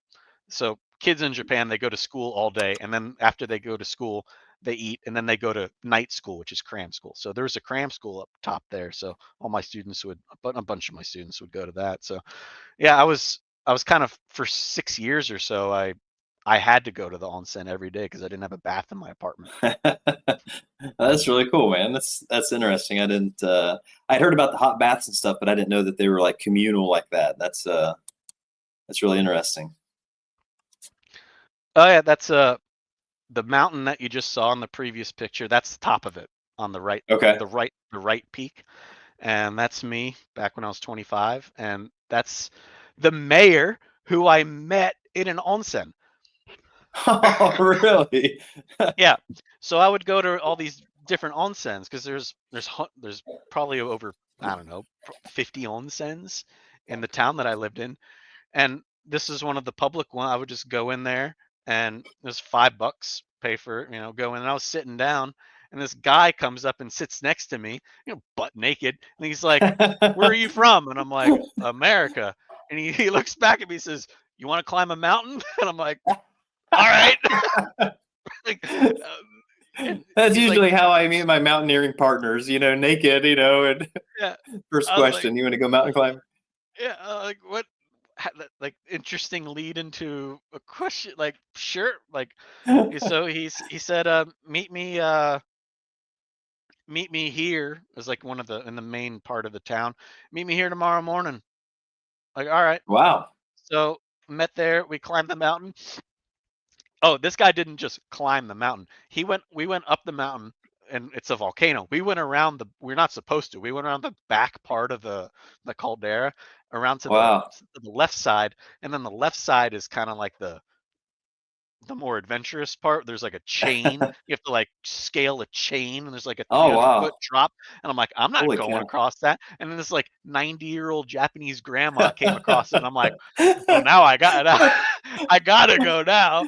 But yeah, it turns out that guy, this guy's the mayor. That's awesome, man. Yeah. That is So incredible. I met the mayor at an onsen, and we climbed a mountain together. That is fantastic, man. Man, that's the kind of stuff I love. I have a friend who he's Japanese. He moved back to Japan. He actually, this is really rare. He switched companies. I'm in the automotive world, and he changed to work for Toyota. And he actually, I think, is in Osaka. And he told me when I come back to Japan to let him know he's going to take some vacation and we're going to run around together. But one thing I said I'd really like to do is climb Mount Fuji because I know people do that, and when you're on the Shinkansen going, west from Tokyo, it's just right there. It's so beautiful. It's so beautiful. So maybe someday I'll do. I have climbed Mount Vesuvius in Pompeii, and it's we didn't start. You don't start off at like sea level. Halfway They up. take you up so high, yeah, drop you off, and then you walk. My wife and I we're walking, or you know, a Oh. little winded, and then you see the old people coming, and you're like, the old people did it. We got to be able to do this. Let's keep going. You know, no breaks. Let's keep going. So, Well, yeah, I'm from Florida originally, right? So we don't have mountains in Florida. So we right. get up to the top, you know, and I had been living here for a little bit, so I was adapted to the, you know, because the town is, I think, 1,200 feet above sea level, something Oh, like that. I okay. can't Yeah. remember, but I'm still not used to climbing mountains. And man, I got right. when I got back down to the bottom, what's it called? Altitude sickness or whatever it is? I don't know, but I had Oh. the most massive headache I've ever had in my life after this climb. I just laid in bed. It's like, oh God. wow. That's awesome, man. What a great experience. That's incredible. Yeah. Who is Wild. who's this gentleman here? All right. So it's kind of backtracking to why I started my X account. Okay. So this is Walter Russell, Walter Bowman Russell. And Walter Russell is probably the most famous person that, and the most important person that nobody's ever heard of. So he's the reason why I started my X channel. I mentioned that I started my X channel back in May 2023, May 19th specifically. It's actually his birthday. That's why I started it. Okay. So he was, where do I even begin with him? He was a professional and master in all five of the classical arts and made a professional living in all five of the classical arts. Wow. He played piano with Paderewski. I'm probably butchering that name. Paderewski heard him play, got accolades from him, and then he ended up painting Teddy Roosevelt's children upon request. Oh He wow. was the official sculptor for Franklin Delano Roosevelt. He did a, Really? a a bust of him before and after the war. Wow. He did the official bust for Thomas Edison. Oh He wow. did the bust for Mark Twain. He got his start actually. He was very good friends with Mark Twain. He did a series of illustrations for a book. Uh, I forget what the book was. I think it was The Three Little Pigs. And Mark Twain happened to see this book and saw the illustrations. And Mark Twain reached out to Walter Russell. Will you do the illustrations for a book that I have coming up? And they became friends. That didn't pan out, but their friendship lasted. And stayed friends with Mark Twain all throughout Mark Twain's life, and ended up becoming friends with the Clemens family. Mark Twain's name was Samuel Yeah. Clemens, so Yeah. friends with Clara Clemens was Mark Twain's daughter. So, and additionally, he was an Illuminate. So this is gonna get into a little bit for maybe some people strange territory, but Walter Russell at the start of 7 years old, on around his birthday, would have an illuminatory experience, meaning that his mind and his body w- would separate. His Hmm. consciousness would separate from his body, and it would happen to him every year. And Wow. it became more intense every seventh year. So 7 years old, 14 years old, 21, 35, Really? and the experience became more and more intense, and it culminated on his 49th 7 times 7 birthday. His mind and his body were disconnected for 39 days. During that time, Whoa. during Wow. yeah, during that time, he received knowledge from the this is his words, knowledge from the cosmos, which he wrote into a book which became known as the Divine Iliad, about 10,000 words, and he never erased a single time during him when he was writing this down. Hmm. Wow. That became the foundation of a book called The Universal One, which laid a new scientific foundation, a new cosmology, which founded the electric universe model. Through He sent the Universal One to all the leading scientists of the day. Some of them gave him really positive feedback, others didn't give him positive feedback. A lot of scientists that came to him to his lectures, uh, they were talking about more of a chemistry aspect of what he was talking about. And through his work, he he came across he redid the periodic table of the elements. So he I don't want to get too much into this, but he basically said that the elements the elements of the periodic table are tonal because they're all vibratory electrical systems. So the only difference between each of the tone or each of the elements is the rate of vibration of the tone. The rate of Did vibration of the you element. do a thread on this? I have. Yeah. Yeah. Okay. I thought I've heard this. Yeah. So he in his charts in his elemental charts he discovered 5 elements that had not been previously discovered. He didn't Hmm. isolate them in a lab. He just Yeah. told of their existence and of the qualities that they have. Wow. Scientists later came to his lectures and isolated those elements. I can't remember all of them off the top of my head. Neptunium's one of them. Radium's one of them. Plutonium is one of them, which became the foundation of the atomic bomb. He You're also right. talked. He also talked about the the ability to create heavy water came from his cosmology, and heavy water is another one of the requirements for an atomic bomb. And 2 of those scientists end up getting Nobel Prizes for their discoveries of those elements because they isolated him, and none of the scientists gave him credit for them. Wow. That's Anyway, crazy. long story short, he's why I made my X channel, and that's why I started on May 19th. And the 5 classical arts is because he was a master in the 5 classical arts, and that's That's why really he's up on the screen. interesting. Yeah. So did you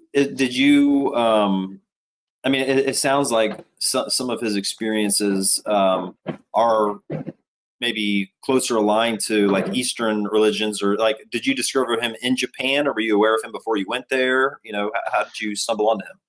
So I've had my own personal experiences. One of them was actually happened during the earthquake, and I've always been a person that relentlessly seeks the truth. And Okay. Yeah. Right. in order to relentlessly seek the truth, you have to go back to the cause. So I was the kid growing up that you say something to me, I say why. You give me another Yeah. answer, I say why again. It was my favorite word. Why. So I through reading various religious texts, I've read all the religious texts and Hermeticism, etc. I eventually came across when I was living in Euphuine a channel called Mr. Astrotheology, run by a guy named Santos Bonacci, and he kind of went off the deep end a little bit, but he's a good enough guy. And he talked a lot about the astrotheological origins of a lot of the stories in the Bible, and of course he got them from historical figures such as Giordano Bruno and some of those guys. But during one of his YouTube videos, he mentioned Walter Russell, and Okay. something struck a chord with me. I'm like, I need to check this guy out. So Yeah. I bought the oh geez, the book I bought was this one, which is A New Concept of the Universe. Oh, New There you go. Concept of the Universe, Okay. and I read it, and this just literally melted my mind, and everything in it were that I was reading. I intuitively, from an experience that I had a while back, I intuitively knew, but I couldn't put it into such succinct words that he did. And as I, that's the only way I could describe it. It melted my mind. And then that's from there. I had to get everything that the guy ever wrote, and That's really interesting. ended up becoming friends with Matt Presti. Anybody out there follow Matt Presti at Matt Presti or at real Matt Presti? You can find him uh, in my X. He posts all the time. He was Okay. the former president of the University in Science Philosophy, which was formerly the Walter Russell Foundation. So Interesting. yeah, my whole X channel is kind of dedicated to a revival of the classical arts, promoting the classical arts, and also I talk a lot about philosophy. I introduce Yeah. a lot of philosophers, so natural law and how to apply natural law to our own lives. Which that's more on my Substack. I talk about that. I kind of stick to more general topics for the masses on my X channel. So I know you've got one more picture here. Before I go to that, I'm not sure what direction you're going to go with your next picture. I do want to hear about your Substack and talk a little bit more about your X channel. So you kind of tell me what the best course is to go here. Oh yeah, so most people probably know me from my X channel, and but my Substack is my newsletter that I put out. You can go to anybody if you want to check it out. Go to classicalaegis.com, AEGIS, classicalaegis.com. Sign up for it. I put out 2 articles a week, one free, one's paid behind a paywall. But you can generally I give about half the article that you can read it, so you can still get some information. And I post about I go into more depth of what I talk about in my threads, and then I also go into more personal writings about natural law and how to apply it, and talk about consciousness and what it is, what the mind is, and it's through the lens of Walter Russell. So I would consider myself kind of a student of his and a progenitor of his. So if you want to, if the story that I gave about Walter Russell kind of resonates with you and seems interesting, definitely check it out. And Yeah, very interesting. yeah. That's really cool. How long have you had the Substack? You've been doing that? Did you start it with your X channel or just more recent? No, I mean when my X channel started to blow up, I was like, oh, this could be a thing. Let me go to various other social media sites and take out the name so nobody could grab them, Oh right? yeah, So I yeah, took yeah, out I bought the domain because I couldn't believe the domain classicalaegis.com hadn't been taken. It was like yeah. $5. It's like, screw it. I know somebody out there, if anybody whose channel blows up, there's people out there that'll buy the domains and like, Yeah, oh, the domain's taken and this guy wants $5,000 sell it for to it. you. Right, right. So I bought that. I took Blue Sky. I post on Blue Sky. It's just Blue Sky. Blue Sky. It's wild over there. Um, but Substack in particular, I made a Substack profile months ago, maybe 6 months ago, but I didn't really post on it. But now I kind of see the power of the platform, and it fits a niche that X can't fit. X Yeah, wants to fit it. They have articles, but in order to post an article, you need to be subscribed to X Premium, and yeah, Premium now is like what do they charge? It's yeah. It's like, is it $50 or Oh, something no, no, like no, that? it's like a couple $100 now. They increased the price for Oh my gosh. the premium plus, not just the normal Oh, okay. premium, the That's premium crazy. plus. That's crazy. And in the article, the way that the X algorithm works, it's only going to be in circulation for a day or two and then it's gone. Where in Wow. Substack, it seems to be in circulation for about a month or so. Okay. So it just fits a niche that you can on X, and plus it has a newsletter, and the Yeah. newsletter is a really good way to really get to build a community. So. Yeah. It seems like I know Culture Critic, now Culturist, and some other accounts, Culture Explorer. I think they do similar things on Substack to kind of Yeah. fill the gap that X doesn't. So yeah, that's really interesting. Yeah, everybody, please check that out. And folks, we are coming up to the end here, so if you have any questions, please leave them in the live chat. And if you are trying to leave a comment and we're not seeing it, if I see it, I will put it on the screen. It might not be going through. This is an issue with X. So just refresh, click the refresh button, refresh your browser, and hopefully it'll go through. If not, shoot me a DM and I'll read your question on here. I'm not seeing any right now. But Michael, let me ask you, so, myself, I wasn't a good student. Well, I shouldn't say that. I didn't apply myself when I was in school very much. Okay. And then I got married young and I just been busy with my nose at the grindstone, and I'm starting to get more leisure time and I'm starting to apply myself more to culture and get more interested in this kind of stuff. For somebody like myself, who's new to a lot of the stuff you're talking about, Where do we start? Well, is there something you can kind of recommend? Like, how do we dip our toes into the pool to get into? Like, where would you Are you talking guide more us? like literature or music, or what are you talking about? You And tell me. I come to you and I say, "Hey, Michael, I really like what you're putting out here. You've talked about the Walter Bowman Russell, but besides him, if I just want to get into like classics, whether it's literature or art, is there just kind of like something you would maybe literature, art, music? Where would you just kind of say, "Hey, start here"? it sounds cliche, but the Iliad. Okay. Read the Iliad and the Odyssey. For me personally, I grew up reading those old. I love the old Greek myths. Um, the and the Iliad and the Odyssey were really special to me, especially the Odyssey. I love that journey that he took, and there was a series that was done with Armando Sante back in the late '90s, I think it was, called Odysseus, and I watched that. It was really cool. But I used to I was a big fan of old Sword and Sandals movies, but yeah, I would say Right. the Iliad, the Odyssey, Ovid's Metamorphosis are good. Okay. Poetry. If you can't sit down and read a long uh, poem like the Iliad or the Odyssey, just go.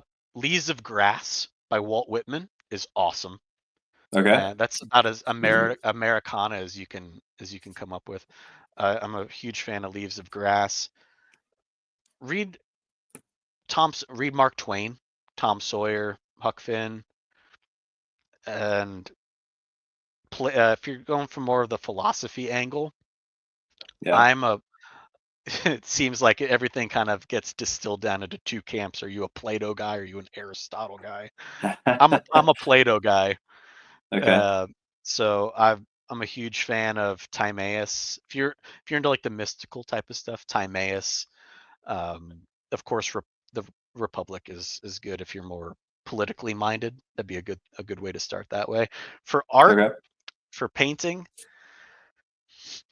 I would say whatever whatever resonates with you, kind of. Like I said, I'm a Raphael guy. I'm a Raphael fanboy. I like drawing. That's where I come from. Sculpture, I'm a huge fan of sculpture. Go to your local museums. If you're lucky enough to live near a city, if you're near New York, go to the Met. The Met's awesome. Med is awesome. Yeah. It's so awesome. Go there, check it out. I guarantee you, there's nobody can go to a museum like the Met and stand in front of a marble Greek statue and not be just in awe. And Yeah.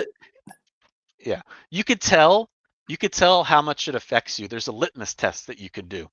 So this is the difference between modern art and classical art. So the classical art and traditional art is meant to inspire, and it's meant to unfold the soul. It's meant to uplift the mind, unfold the mind. Modern art is more, it's more for an emotional grab. It makes you Yeah. uncomfortable. So the litmus test is this: anytime you're looking at if you're reading a book, if you're reading a poem, if you're looking at listening to a song, if you're listening, or if you're looking at a sculpture, if you're looking at a painting, if you find yourself, for example, looking at the School of Athens by Raphael, and you're just standing in front of it in awe, you lose a sense of body awareness. You you're not aware of your body, you're not aware of the surroundings, you're in awe of what you're looking at. If you're reading Lord of the Rings from J.R. Tolkien, you're so enthralled in that story, you're not aware of your body. That story is your mind. It's in your mind. You're not aware of anything else but that story. Same thing with music. Yeah. That's the litmus test. That lets you know that you're being inspired. Whereas if you look at a modern art performance and it makes you feel uncomfortable, it's you're in your body. Yeah. So that's my litmus test anyway, is that when That's I'm good. deeply Yeah. inspired and deeply moved by something, I'm not aware of my body. I become mind. I could become more mind. It's the best way No, to I describe yeah, I get that for sure, and 100% I agree about visiting a museum. It's funny. I don't know. I grew up more in the country and the countryside, like outside of the city, rural setting, and it's like there's this idea that the arts are for the foo-foo bourgeois. people, and yeah, and like if you like art, you're some kind of you're not a man or something. It's like a silliness. I almost think that it's just they don't understand it or take time to appreciate it, so they're going to crap on it to what I mean, try to keep other people from enjoying it. But when you go to a museum and you see the artwork in person, it is so different than seeing a photograph of it. Paintings in particular, because I don't know. There's something about, especially taking a photograph, the graininess of the photo, or even just the pixelation of a digital photo. You lose so much of the detail and the texture of the. And when you see them in person, um, sometimes it's uh, some of the. It's almost like a reduction to the materials itself. Like sometimes I've been surprised, like, wow, this looks more like paint and maybe less impressive than what I thought, like seeing the digital picture. But it also brings like an awareness of the artist's hand and like the craft of it. And Yeah. it's just I love to look at it, like get really close, almost to where the guard sitting there is like, hey, back up, like get up and look at the paint, just to see that the white parts, the highlights are thicker and the shadows are thin, and Yeah. you can just see the texture and the depth. And then you step back and you look at it from afar, and it's just all this cohesive. Especially we were talking about Sargent earlier, and just how loose some of the stuff is. It's just amazing to see that in person. Yeah, And every brushstroke's like a fingerprint almost. My yeah, my uh yeah, my art teacher tells me, every draftsman, when you draw, your hatching strokes, that's your signature. Like yeah, nobody's like your fingerprint. No two artists' hatching strokes are exactly the same. That's why you right, could look at different artists and they have that style. You could tell yeah, immediately. Like music, music's the same thing. I could listen yeah, to Joe Satriani. That's Joe Satriani, or this is yeah. Eric Johnson. You could just tell. It's like, Right, right. There's different motifs and things like that that they come back to, or yeah, phrasing. Yeah, yeah, for sure. exactly. And it's the same thing with 3D art, sculptures, and things. Like you can see the photograph of David, and it's always kind of from the one angle or whatever. But you get there and you walk around and you look at his toes, or you see a chip on his eyelid or something that you just don't see in a photograph. And it's Mhm. I don't know. It's definitely a whole nother dimension and layer from what you'll ever get just looking at a picture. So I 100% agree with visit your local museum for sure. Support Well, them. yeah, absolutely, yeah, absolutely. Well, Michael, this has been a blast. Let me ask you, if you have anything else to add, please let us know now, folks. If you got any final questions, let us know. But Michael, that final question for you is: what is one takeaway you want your followers on X or the people listening tonight to kind of walk away with? One thing to remember. Just the world is crazy, to say the least. Right? There's an overload of information. Yeah. Everything's political. Yeah. You know, a lot of people are at each other's throats. The For 1 hour a day, turn your phone off. Yeah. Go read a book. Go paint. Go do something creative. Is the best way Hmm. that I could put it. The I think a lot of people are falling into the trap of going on social media, and there's a lot of input, but there's not a lot of output when it comes to the Right. arts. And I hope that in the future, there's a lot of people that want to change, a lot of people that want to change things. Well, change starts here first. You know what I mean? So Yeah. if you want to see people whine and complain about, oh, music this day and it sucks now, go write a song. Right. Sculpture sucks. Oh, a 20-year-old could do this. Why can't you? Go out and do it. So Yeah. even if when you start anything, you're going to suck at it. That's to be expected. But if we start now, eventually, we'll get better and better and better at. So find a creative pursuit, drawing, painting, music, whatever it is. So there's probably something deep inside you that you've always wanted to do, but you Yeah, haven't done it. Start doing it. that's great for sure. And it is funny how it definitely uses a different part of your brain. I guess it depends on what you normally do and what your personality and things. But I mean, I can do certain things. Sometime you and I have to connect about art because in painting, I've done oil painting and stuff. I'm interested to see how your experience goes with it. But it definitely is like a whole, I wouldn't say a different personality, but it definitely taps into like a different side of you that you're not normally not using and exercising. And it's just like, I don't know, when you get done, it's almost like you did a workout or something, and you feel good and you can Yeah. kind of feel that like breathing life into that corner of you that you don't normally. It's definitely rewarding.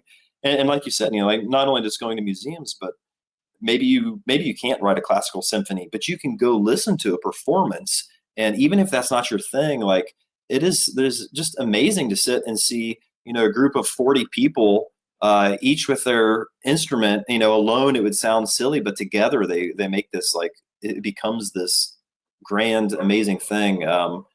And do that once a year. Yeah, Go on a fancy date, and yeah, even if you don't like classical music per se, I guarantee there's a lot of people out there that like film scores. Film scores are the new classical yes, music. Go out and watch go to a yes. concert and listen to film scores.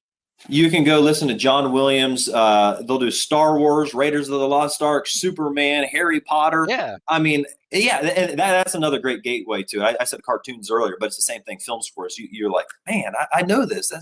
Yeah, beautiful, beautiful. Everybody does like classical music. I think they just don't They just realize don't know that it they do. yet. Yeah, right.